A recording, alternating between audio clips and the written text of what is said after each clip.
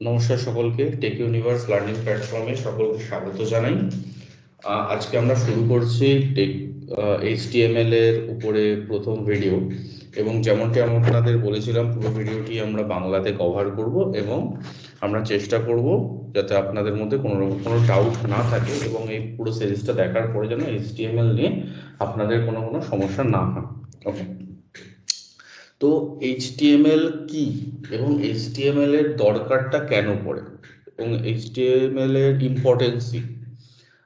First of all, HTML কে আমরা একটু সাইডে রাখি। আমরা ফার্স্টে কথা বলি ওয়েবসাইট বা ওয়েব পেজ নিয়ে। ওকে, তো একটা ওয়েব পেজকে যদি আমরা কম্পেয়ার করি তাহলে এটার সঙ্গে বেস্ট কম্প্যারিজন যায় হিউম্যান বডির। কেন হিউম্যান বডির সেটা আস্তে আস্তে আপনারাই বুঝতে পেরে যাবেন। একটা ওয়েবসাইটের যেরকম ব্যাকএন্ড হয়, আমাদের হিউম্যান বডিরও ইন্টারনাল এরকম অনেক কিছু পার্টস আছে যার প্রত্যেকটা নিজস্ব নিজস্ব কাজ আছে, অর্গানসের প্রত্যেকটা কাজ থাকে। ঠিক সেম সেম যেরকম একটা ওয়েবসাইটের সবকিছু ডিপেন্ড করে তার হেড ট্যাগের উপরে, মানে সবকিছু ডিক্লারেশন হয় হেড ট্যাগের মধ্যে জেনারেলি। সো আমাদের হিউম্যান বডিতেও কি হয়ে থাকে না, আমরা যত লজিক, যত কিছু ভাবনা, যত কিছু চিন্তা সব কিন্তু আসে আমাদের এই ছোট মাথা থেকে, রাইট? সো ঠিক সেম জিনিস। সো আমরা তাহলে কি দাঁড়ালো না, ওয়েবসাইটের হেডের মধ্যে আমরা সবকিছু, তার মানে লজিক, যা আবার লিঙ্ক আপ, সবকিছু ওখানে ডিক্লারেশন করব এবং তার পুরো ডিটেলসটা আমরা লিখব।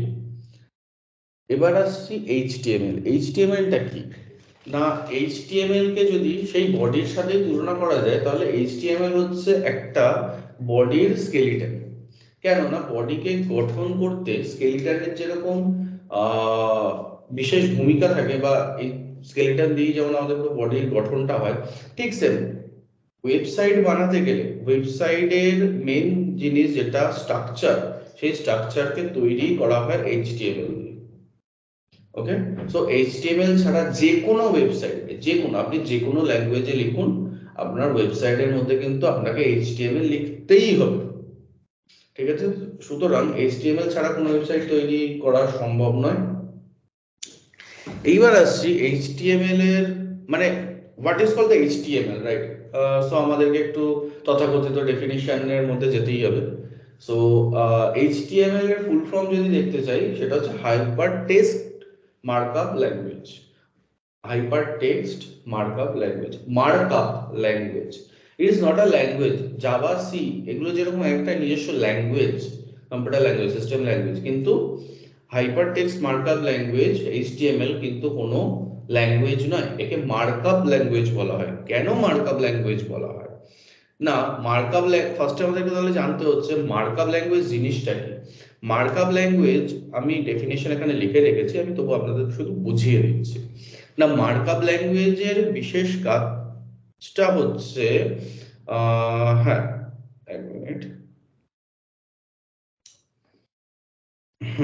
মার্কআপ ল্যাঙ্গুয়েজের বিশেষ কাজটা হচ্ছে না, সে কি করে না, কোনো একটা টেক্সটকে এনকোডিং করে, সিস্টেম এনকোডিং করে, সে তার ভেতরে যে ডিকোডিং ফাংশনালিটি সেটাকেও শো করে। কথাটা একটু অদ্ভুত হয়ে গেল, রাইট? মানে একটা টেক্সট আপনি লিখলেন, তার একটা মিনিং অন্য কিছু দাঁড়িয়ে আছে, বা তার সেই টেক্সটটা লেখার ফলে তার যে আউটপুটটা সেটা অন্যরকম ভাবে শো করে। ধরুন আমরা যদি এখানে কোনো একটা টেক্সট লিখি, সাপোজ ধরুন এখানে লিখছি ঠিক আছে, বডিতে লিখলাম টেস্টিং। ঠিক আছে, এই যে এতটা আমরা লিখলাম, ঠিক আছে, এই যে লেখাটা, এর আউটপুটটা কি হবে? Testing, right? সো এই যে টেস্টিংটা, এটাকে আমরা ব্রাউজারে চেক করে দেখি একবার। এই দেখুন চলে এলো। তাহলে কি এইটা হচ্ছে আমরা টেক্সট লিখলাম, তার একটা আউটপুট আমরা পেলাম, সেই আউটপুটটাই এলো হচ্ছে টেস্টিং। ঠিক আছে, এই জন্য এটাকে বলা হয় যে মার্কআপ ল্যাঙ্গুয়েজ। দেন এইচটিএমএল এর ডেফিনেশন আপনারা এখান থেকে পড়তেই পারবেন, যেটা একদম ফার্স্টে আমি বললাম যে এটা হচ্ছে কি করে না, কোনো একটা ওয়েব পেজ ক্রিয়েট করতে হেল্প করে, এবং এইচটিএমএল এর মেন কাজ হচ্ছে ওয়েবসাইটের স্ট্রাকচার বানাতে সাহায্য করে। দেন এবার আসছি HTML এর স্ট্রাকচার তো আমরা অনেক পড়লাম, এক্ষুনি যেমন একটা কোড করলাম এখানে, সেটাকে যদি আমরা মানে দেখি, সেটা দেখবেন ফার্স্টে আসছে HTML, ঠিক আছে, HTML, দেন আমরা HTML কে ক্লোজ করব। এই যে HTML, ঠিক আছে, এটা দেখুন একটা HTML, আর এইখানে আমরা HTML ক্লোজ করেছি, এটাকে বলা হচ্ছে ট্যাগস। ক্লিয়ার? এটাকে বলা হয় ট্যাগস। ট্যাগস এর এন্ডিংও, স্টার্টিংও থাকবে, ক্লোজও থাকবে। যে কোনো ট্যাগসের স্টার্টিং থাকবে এবং ক্লোজ থাকবে। এক্সেপশন কিছু কিছু ট্যাগস আছে যেগুলো নিয়ে আমরা পরে ডিসকাস করব। কিন্তু এই যে ট্যাগস, ঠিক আছে, তাহলে ট্যাগস দিয়ে আমরা বেসিক্যালি কি করছি না, ট্যাগস দিয়ে আমরা কোনো একটা HTML এর মানে HTML এর মধ্যে কোনো একটা টেক্সটকে ডিফাইন করছি, বা কোনো একটা পার্টিকুলার সেশনকে আমরা ডিফাইন করছি যে এটা টেক্সট টাইপ, মানে আমরা তার ক্যারেক্টারকে ডিফাইন করছি, ধরতে পারি যে এটা টেক্সট টাইপ, না এটা নাম্বারিক, না এটা কি, আমরা সেটা লেখার জন্য যেরকম আমরা এখানে HTML এই যে ট্যাগটা ডিফাইন করলাম, মানে আমরা এর পুরো স্ট্রাকচারকে ডিফাইন করা শুরু করছি। এবার দেখুন এর মধ্যে আমরা কি লিখবো, হেড। HTML এর সবার উপরে কে থাকে, হেড, যেটা আমরা কি বলেছিলাম একদম স্টার্টিং এ, যে এর HTML এর বা কোনো ওয়েবসাইটের হেডের মধ্যে থাকবে তার সবকিছু ডিক্লারেশন। ধরুন কোনো কিছু লিঙ্ক আপের ডিক্লারেশন বলাটা সব থেকে ভালো দেখায়, লিঙ্ক আপের ডিক্লারেশন। সো আমরা এখানে লিঙ্ক করালাম। তারপরে কে আসছে, তারপরে আসছে এই হেডের মধ্যে কে, কাকে লিখবো না, টাইটেল। টাইটেল জিনিসটা কি, সাপোজ আমরা এই যে এখানে নাম দিয়েছি পেজটার, সেভ করেছি intro.html। সো এই যে নামটা, এটা দেখানোর জন্য আমাদের এখানে যেটা শো করবে বা ব্রাউজারে যেটা শো করে, সেটাকেই বলা হয় হচ্ছে আমাদের টাইটেল, পেজে ব্রাউজার টাইটেল। ক্লিয়ার? সাপোজ ধরুন আমরা এখানে সার্চ করলাম গুগল, সো দেখুন ওপরে চলে এলো না গুগল সার্চ, এইটাই হচ্ছে পেজের টাইটেল। ক্লিয়ার? দেন আসছি, তাহলে আমরা পেজের টাইটেলকে দিচ্ছি টেস্টিং। ক্লিয়ার? দেন আসছে আমরা HTML, দেখুন আমরা কিন্তু এই ট্যাগের বাইরে বেরিয়ে গেছি, হেড ট্যাগের বাইরে বেরিয়ে এসে এবার কাকে ডিক্লেয়ার করব, এবার ডিক্লেয়ার করব বডিকে। ক্লিয়ার? যত যা কোডিং হবে সব হবে আমাদের বডির মধ্যে, সুতরাং আমরা বডি ট্যাগকে এখানে ডিক্লেয়ার করলাম এবং বডি ট্যাগের মধ্যে একটা ট্যাগ নিলাম, সাপোজ হচ্ছে পি ট্যাগ। পি ট্যাগ মিন প্যারাগ্রাফ ট্যাগ। ঠিক আছে, আমরা যে একটু আগে টেক্সট কথাটা লিখেছিলাম সেটাকেই দেখুন আমি পি ট্যাগের মধ্যে লিখলাম, সেভ করলাম, করে আমি এখানে সেম পেজকে রান করলাম। আউটপুট কি চেঞ্জ হলো? আউটপুট চেঞ্জ হলো না, জাস্ট ডিক্লারেশন চেঞ্জ হলো, লেখার মেথড চেঞ্জ হলো। ঠিক আছে, শুধু দেখুন ওপরে যেহেতু আমরা ওখানে টেস্ট টাইটেলে দিয়েছিলাম টেস্টিং, তাই এখানে চলে আসছে টেস্টিং। এতক্ষণ কি ছিল, intro.html, সো ওটা আপডেট হয়ে গেল। ঠিক আছে, এই যে পি ট্যাগ, এটা হচ্ছে প্যারাগ্রাফ ট্যাগ। এবার ট্যাগস অনেক রকমের আছে, এবং আমরা ধীরে ধীরে যতদিন কাজ করব, যত এক্সপিরিয়েন্স হতে থাকবে আপনাদের, তত আপনারা ট্যাগ সম্বন্ধে অবগত হবেন। এইবারে যদি আমরা ফার্স্টেই মানে দেখুন অলরেডি আমরা ডিসকাস করলাম HTML স্ট্রাকচার ট্যাগস নিয়ে, এবার আসছি আমরা এলিমেন্ট অ্যাট্রিবিউট নিয়ে। ওকে, আমরা এই ট্যাগটা দিয়েই, আচ্ছা আরেকটা নিচ্ছি নতুন ট্যাগ, সাপোজ ওটা H1 ট্যাগ।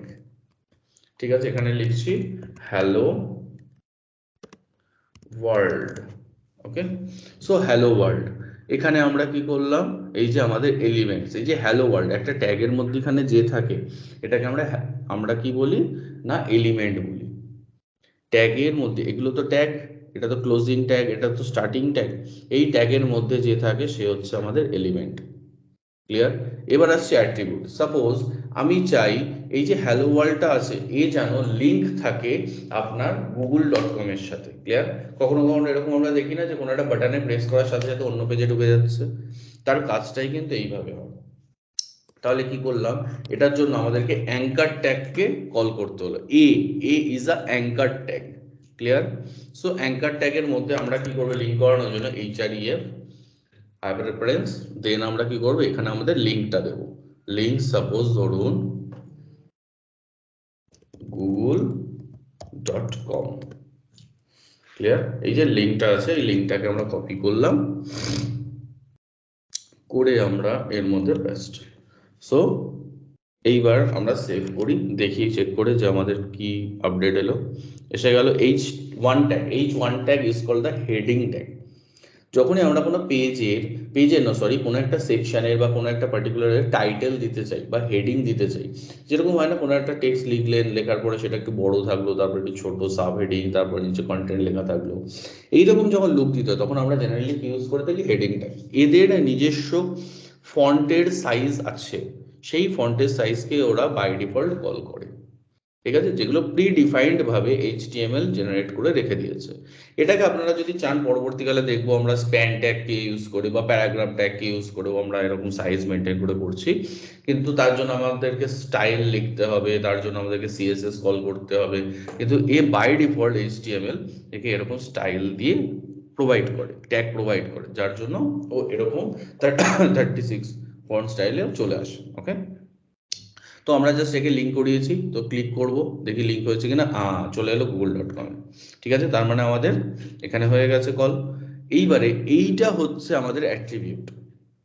ট্যাগের ভেতরে বা ট্যাগের ক্যারেক্টারিস্টিক্স দেওয়ার জন্য আমরা যেটা ইউজ করি, দ্যাট ইজ দ্য অ্যাট্রিবিউট।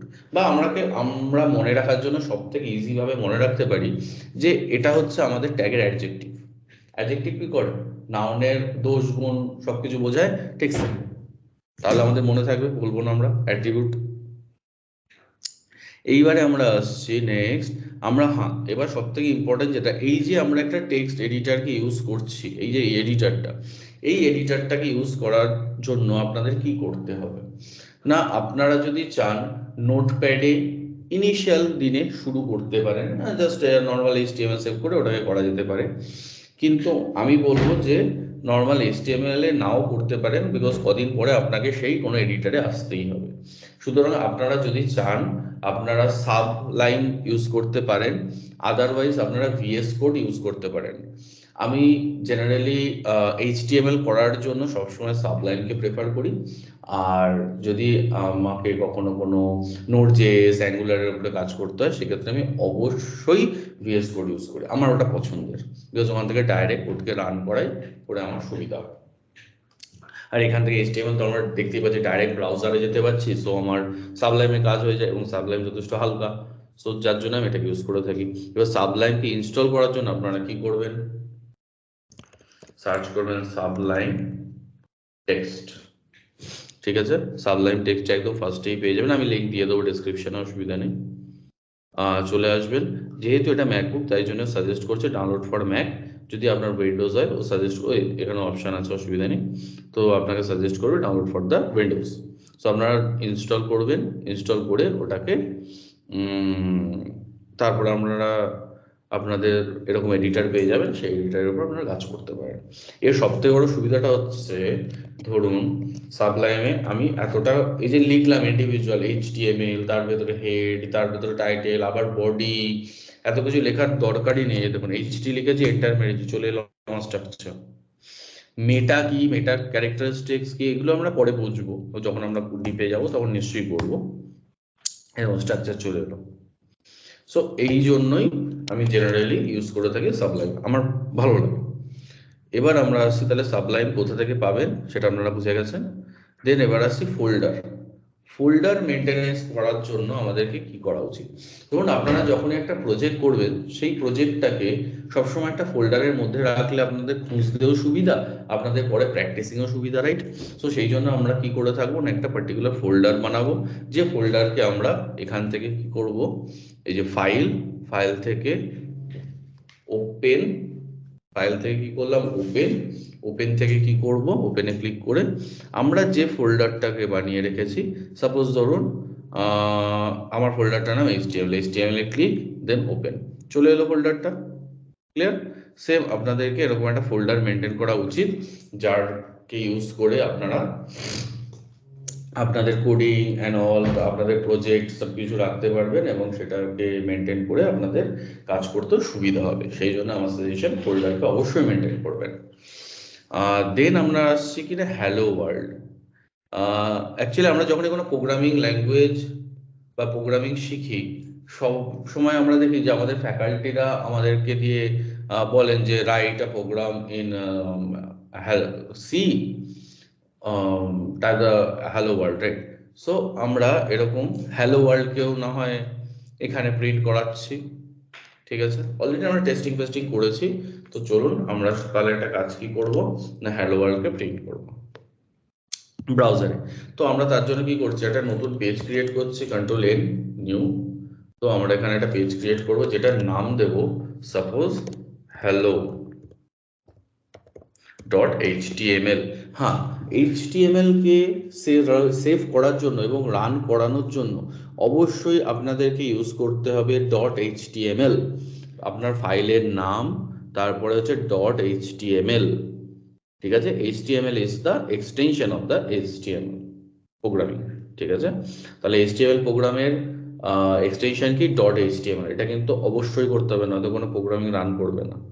ঠিক আছে, দেখুন আমরা সেভ করলাম hello.html, দেন সেভ, এসে গেল hello.html। এবার কি করবো, HTML এর স্ট্রাকচারকে বানিয়ে নিলাম, HTML স্ট্রাকচার চলে এলো, সাপোজ নাম দিলাম ডেমো। দেন আমরা কি করব, বডি টেক্সটের মধ্যে যাব, গিয়ে সাপোজ লিখলাম h2 ট্যাগ ইউজ করে সাপোজ আপনাদের নিজস্ব নাম, ইউনিভার্স লার্নিং। ওকে, তো আপনারা নিজেদের নামকে টাইপ করুন, তাহলে ভালো লাগে যে আমরা নিজেদের নামকে ফার্স্ট টাইম ব্রাউজারে এরকমভাবে টাইপ করে নিয়ে আসছি। সো এসে গেল। ঠিক আছে, এটা খুব টাফ নয়, আর সত্যি কথা বলতে HTML যথেষ্ট সহজ, আপনাদের শিখতে খুব বেশি সময় লাগবে না। ঠিক আছে, থ্যাংক ইউ অল আপনাদের।